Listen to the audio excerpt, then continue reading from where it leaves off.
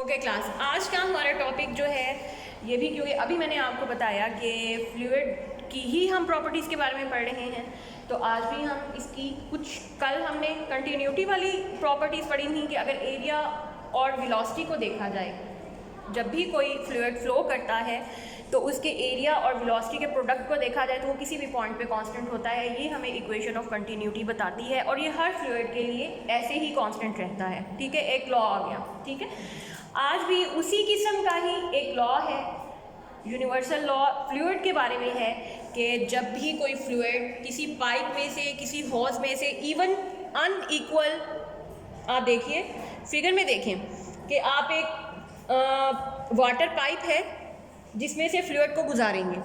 अब इसके दोनों पॉइंट्स देख लें, पॉइंट 1 और 2, हमने दो पॉइंट्स लिए हैं, दोनों का एरिया ऑफ क्रॉस सेक्शन मुख्तलिफ है।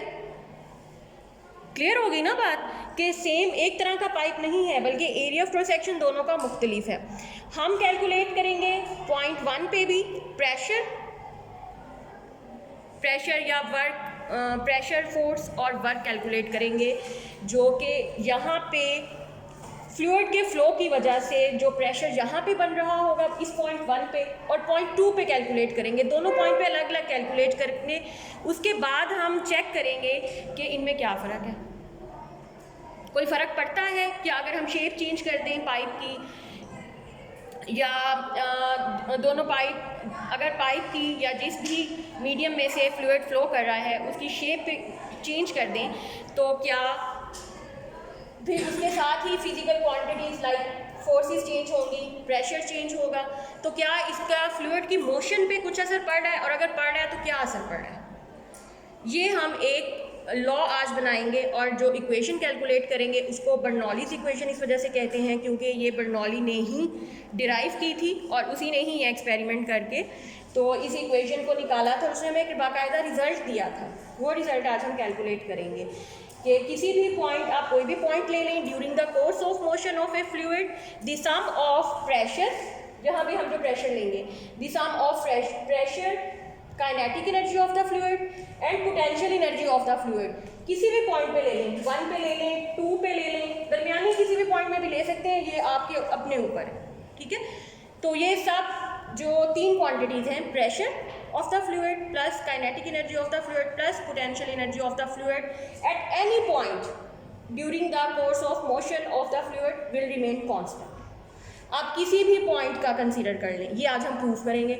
हमने क्या किया है, इसी वजह से हमने एक पाइप लिया है, अनइवन है, और इसमें से अनइवन का मतलब है कि एक जैसा नहीं है, दोनों पॉइंट्स के ऊपर मुख्तलिफ है, इवन देन हम कैलकुलेट करेंगे pressure and forces at both points, और हम यही चीज़ प्रूव करेंगे कि क्या वो चीज़ें जो अभी बताई गई हैं कांस्टेंट हैं या नहीं। और उसके लिए फिगर मैंने बनाई हुई है।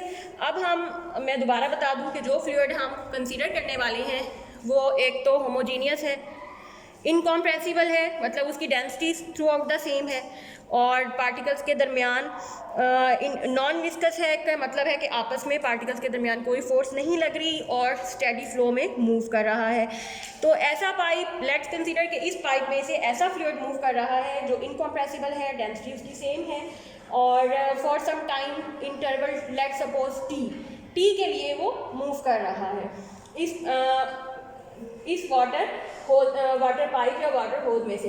Let's consider now 2 main points of the pipe, point 1 और पॉइंट 2। पॉइंट 1 पे देखें, आपके फ्लूइड ने कितना डिस्टेंस कवर किया, डेल्टा x1, किस वेलोसिटी से किया, v1 से एट पॉइंट 1, और इस पॉइंट 1 की height from the surface h1 है, और ये this is the atmospheric pressure on the water. ये देख लें कि ये P1 है क्योंकि ये नई क्वांटिटी है। जाहिर है पानी बाहर से जा रहा है तो उस पर कोई ना कोई एटमॉस्फेरिक प्रेशर भी होगा। तो ये सारी फिजिकल क्वांटिटीज़ हैं जो पॉइंट 1 पे हैं। सिमिलरली यही सारी फिजिकल क्वांटिटीज़ पॉइंट 2 के लिए भी डिफाइन होती हैं कि हमें पता है कि law of conservation of mass hold करता है। सो जितना अमाउंट ऑफ फ्लूइड इसमें एंटर होगा वो किसी ना किसी वेलोसिटी v2 से यहाँ से लीव भी करेगा। v2 वेलोसिटी से डेल्टा x2 डिस्टेंस कवर किया है फ्लूइड ने, और इस पे आप इधर वाला एटमॉस्फेरिक प्रेशर होगा वो इस डायरेक्शन में होगा, P2 मैंने एरो उसका लगाया होगा। ठीक है, आपने ये चीज़ें कंफ्यूज नहीं करनी। और सेकंड पॉइंट की हाइट सर्कल से h2 है। ये क्लियर हो गया कि हम क्या करने लगे हैं? अब आगे चलते हैं। लेट्स सपोज अब सबसे पहले हम वर्क कैलकुलेट करेंगे in going through the distance x1। अब हमारा फ्लूइड जो है वो पॉइंट 1 में कितना डिस्टेंस कवर करेगा x1 और किस फोर्स के साथ करेगा, that force will be F1। So W1 we know that according to the definition of the work, W1 work क्या होता है? Product of force and displacement. जितनी फोर्स लगी और जितना डिस्प्लेसमेंट कवर किया, F1 फोर्स लगी और डेल्टा X1 डिस्प्लेसमेंट कवर किया है फ्लूइड ने। अब हम इसमें वैल्यूज ऐड करते हैं। यहाँ पर जो फोर्स लग रही है वो है प्रेशर फोर्स। सो ये A1 है और ये P1 है। Pressure force we know that pressure is defined as force per unit area, so we can write it as P1। so यहाँ से हम F1 की वैल्यू कैलकुलेट कर सकते हैं, like P1 A1। Area of cross section भी मैंने बनाया हुआ यहाँ पर A1, दोनों का डिफरेंट है दोनों पॉइंट्स का। So we will call it as first point का एरिया ऑफ क्रॉस सेक्शन उसको कहेंगे A1 एंड सेकंड वाले को A2। F1 लिखें आप P1 A1, साथ आ जाएगा delta X1, this is W1। अब आ जाते हैं हम सेकंड पॉइंट की तरफ। हमने एक बार कैलकुलेट कर लिया, जैसे ही हमारा फ्लूइड इसमें एंटर होगा with some other velocity V2, वो पॉइंट 2 पे लीव आउट होगा, ठीक है। अब उसमें वहाँ पे जितना फोर्स कवर डिस्टेंस कवर किया delta X2 with the force, उसमें जो फोर्स लग रही है F2, तो जो वर्क डन होगा that will be equal to minus F2 delta X2। अब मैं अभी बताती हूँ माइनस क्यों आया। माइनस F2, इस F2 को कन्वर्ट कर लें प्रेशर फोर्स में तो ये हो जाएगा P2 A2 डेल्टा X2 और माइनस। अब मैं बताती हूँ कि माइनस क्यों आया है, क्योंकि यहाँ पे आप देख लें कि P1 और डेल्टा X1 सेम डायरेक्शन में, यहाँ पर आप देखेंगे डेल्टा X2 और P2 ऑपोजिट डायरेक्शन में है, तो दोनों का दरमियानी एंगल फोर्स और डिस्प्लेसमेंट का 180 डिग्री होता है।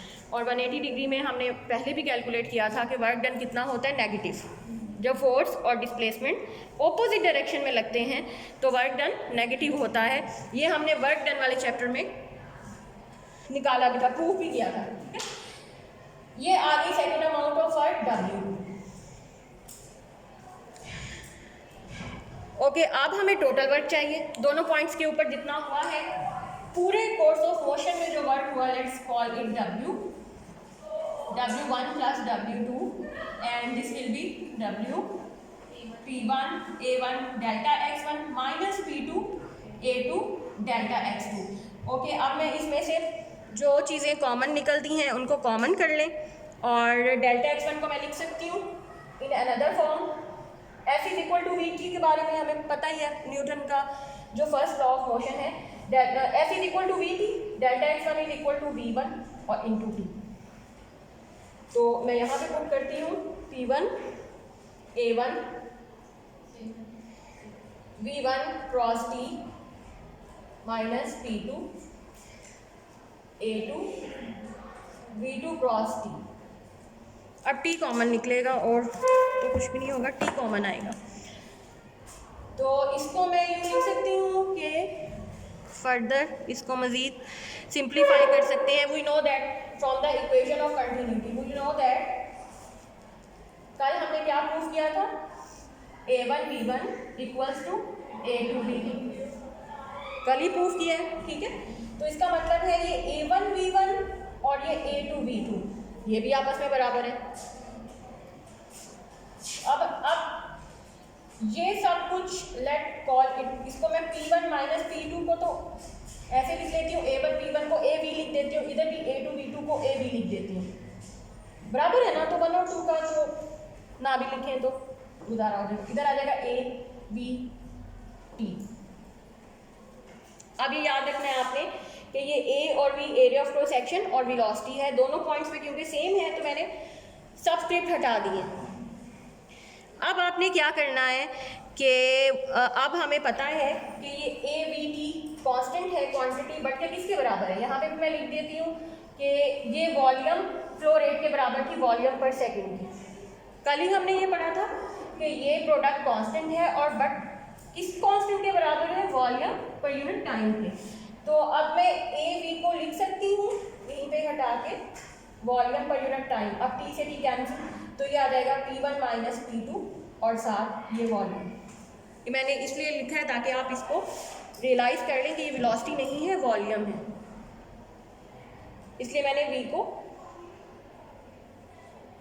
चेंज करके लिखा है। क्लियर हो गया यहाँ तक? अच्छा, अब एक और चीज़ लास्ट इस इक्वेशन में पुट कर लें, फिर ये इक्वेशन हमारी रेडी हो जाएगी। टोटल वर्क, हमारा टोटल वर्क कैलकुलेट हो जाएगा। वॉल्यूम ऑफ द फ्लूइड किसके बराबर होता है? We know that from the formula del C is equal to mass per unit volume. Volume को एक तरफ लाएं, मास ओवर डेंसिटी। तो इस यहाँ पे मैं इसको लिख सकती हूँ हटा के, वॉल्यूम को मास ओवर डेंसिटी। अब इसको आप इक्वेशन ए कर दें। इक्वेशन ए भी कर रही हूँ और इसको मैं यहाँ पे, अब ये हमारा इक्वेशन ए हो गई है। इसको अब मैं इन चीज़ों को जो हमें नहीं चाहिए इनको रिमूव कर रही हूँ और इस इक्वेशन को, क्योंकि ये हमें चाहिए, मैं एक साइड पे लिख लेती हूँ।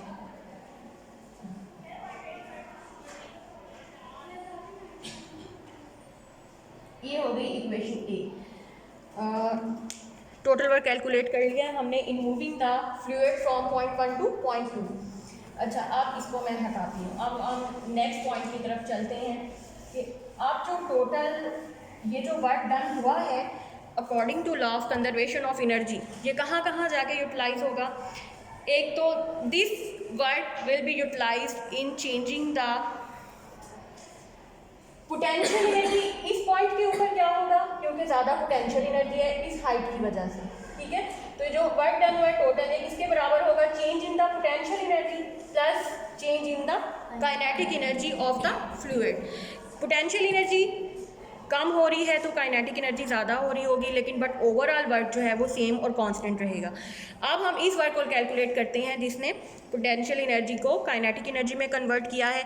तो उसके लिए हमें चाहिए सबसे पहले change in kinetic energy. Let's call it delta के ई। ये क्या होगा? दोनों पॉइंट्स का, पॉइंट 1 और 2, चेंज इन काइनेटिक एनर्जी कितना होगा? Half M v2 square minus half M v1 square. This is the kinetic energy of the fluid at point 2. This is the kinetic energy of the fluid at point 1. अब आ जाए similarly change in the potential energy. वो किसके बराबर होगा? mgh2 minus mgh1।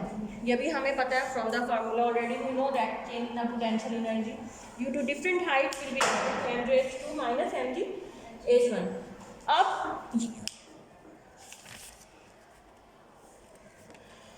अब अगर total work done किसके बराबर होता है? Delta kinetic energy plus delta potential energy. तो टोटल वर्क डन यहाँ पे किसके बराबर होगा? Half M v2 square minus half M v1 square plus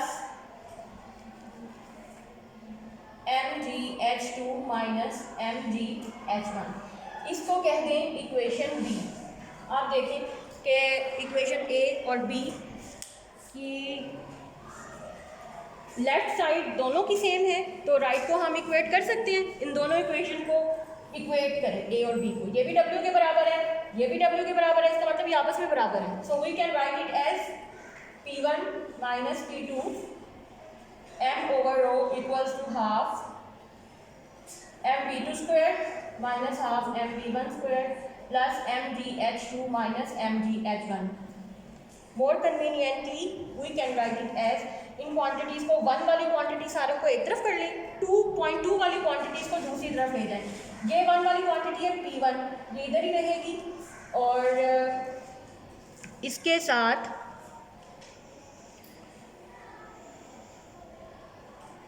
बल्कि ये कर लें कि m कॉमन है, m को पूरी इक्वेशन से मैं कट कर देती हूँ, सब में से कटिंग हो जाएगा और m की बजाय ये वाला रो इधर मल्टीप्लाई हो जाएगा, रो यहाँ से खत्म हो जाएगा, रो रो रो जीरो।